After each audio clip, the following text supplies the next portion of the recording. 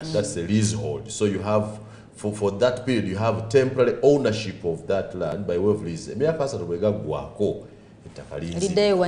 is opposed to okubanga waligulira ddala nga liryo. And ettaka ng'eryo tereta kubaako nnyonkaayana kubanga naawe oliriko omanyi nti si lyange olikozesa temporarily. For a period you agree. For a period you agree. But aware that you do not have ownership.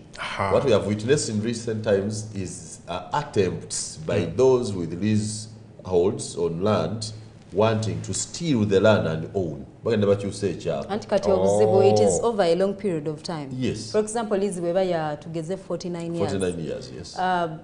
Sometimes ownership changes. Kate ya leasinga, yafa, over, you know, yafuna obuzibu obwenjawulo. So kati aba inheriting, sometimes they don't know the terms under which that land was occupied.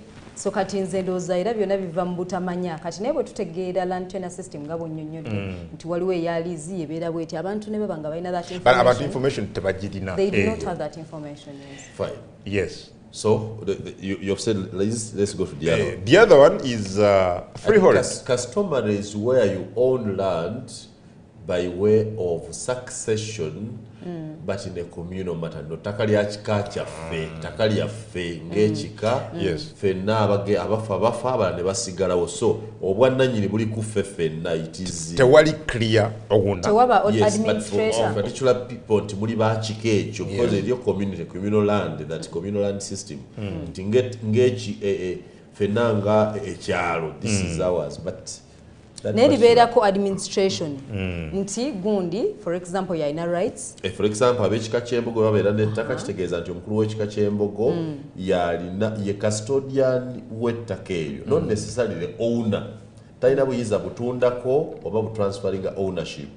Ye owner omulimu is to regulate who is using the land and under what terms. Exactly. So partly that is an issue kubanga kati ng'eri ettaka tewali muntu nti yono ye mutuufu yennyini lyo nti yalina n'ekyapa kyalyo. Then the other land tenure system ye ya freehold tenure system. Wesanga nga that works in Busoga. In Busoga you cannot tell people mbo itaka liri ku mwene itaka lyaba kuno w'ekibanda. We don't understand that. Kasita ombuze itaka. It is my land. Ebyo biwoire golola tula kwa magombe ga dada which is my land. Lyange. In Uganda is where you hear ati nanyini itaka ye kungu ow'ekibanja ye muyanga. Nezimbako ennyumba naye ng'ettaka sirifuna bwannannyini bwalyo.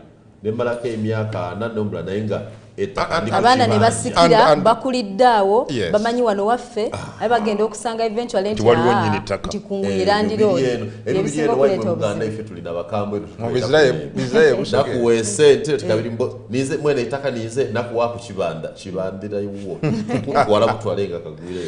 But again, you know, the challenge with that and there are people abegumbulidde omuze gw'okufuna titles as a freehold under fraudulent means. In area where they are not supposed to have them. Yes, and you see, they are rarely challenged in court. They are very smart in doing that. So that's another challenge with that kind of tenure system. They are rarely, really, you can challenge them, but it's hard to win these court cases.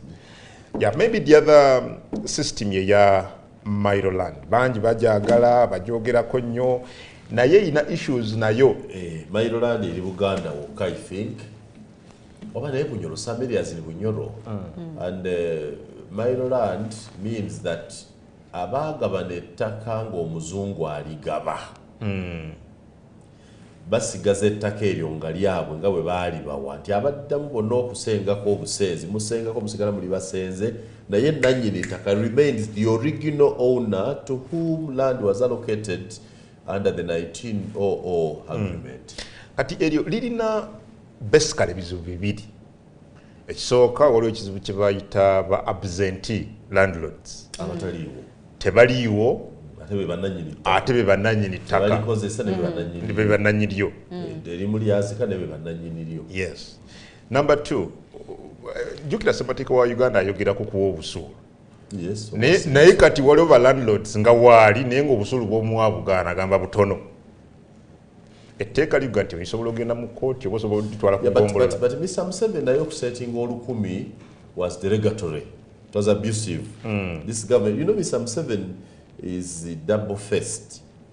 There are times he behaves like he loves the Baganda, and there are times like he behaves like he does not, he hates them. The good thing has been that the Baganda have not been smart enough to know his ways. So he gives them the carrot at one point and the stick. We call it carrot and the stick. When it requires whipping them, he does so. When it requires giving them something to eat, they eat. And that is what Many makes times him when a they good eat leader. a little carrot, they forget their ways. But it was... ogamba otya nti gwe nnyini ttaka apangisaako ku ttaka lyo aliko oba omusenze si kupangisa omusenze akuba essenji 10.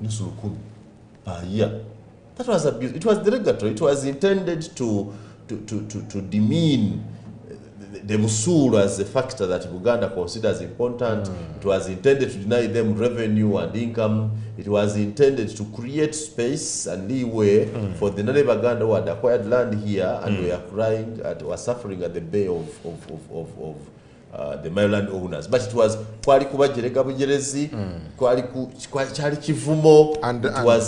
Simon, in Rwanda waneno, wanumba neighbor bafe Rwanda. Land, no one owns land.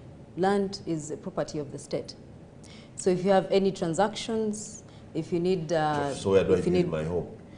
It is more like lease. They don't tebaina... Yeah, the same applies to Ethiopia. And I think... You don't own land in perpetuity. It's entirely you don't. owned by you government. use it. Zimbabwe, for how long now? 99 years. 99 years, Naenga, you do not Does have... that mean that after 99 years, government can tell me to break away my houses and leave? Yes. Or you renew your lease? Echo chiyambyeko mu bintu byenkayana zineno, because then tojja kusanga banks respect me when I ask for credit on such land where I own the whole lease? Because you have the lease title. You have lease ownership of the land. For 99 years? Yes.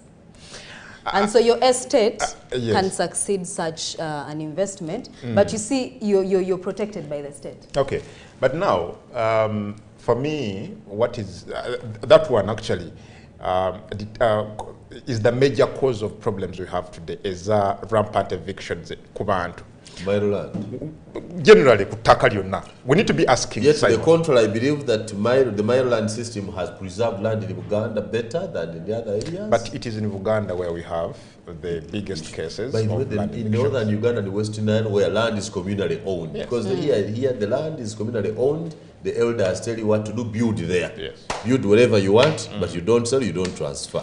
Land segmentation nayo problem nene, because tetufuna land fragmentation. Yes, okutema muko kusala salam, because we do not do production at large scale.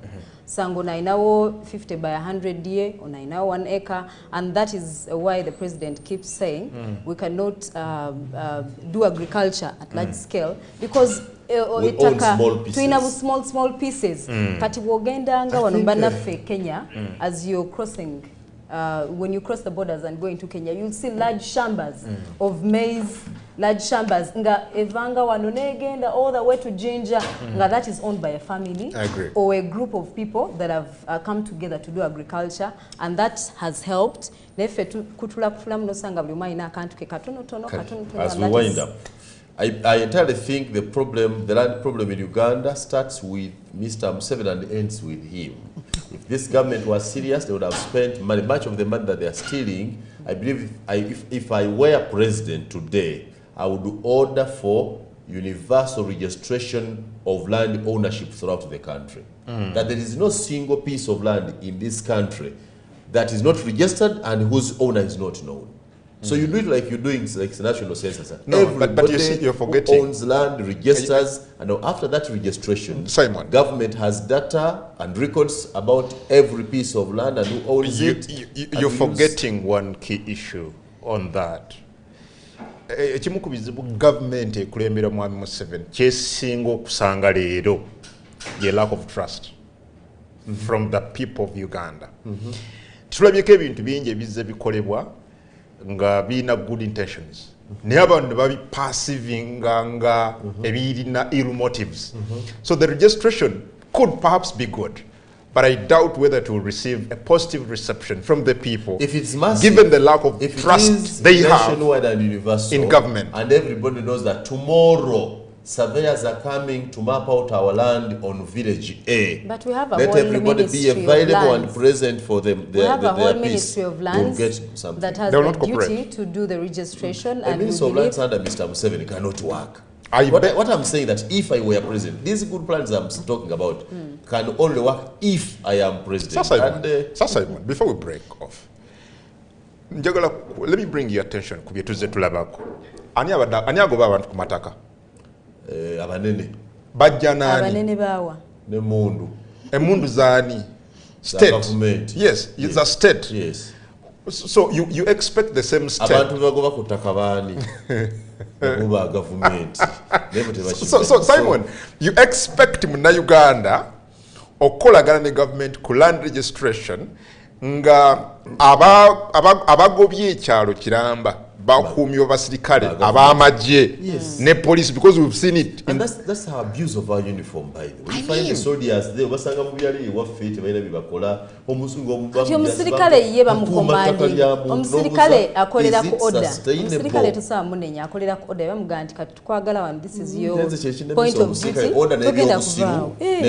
Because of ye order. omusirikale akolera ku command. Anyway, I want to warn my friends who are about president that for purpose of solving Uganda's problems, I may be forced, I may be provoked into contesting for the president to solve political. Yes, I am serious. To solve what? To solve these Sebo issues. batuganye ale campaigns, Simon batuganye ale campaigns. Tulinde 2026.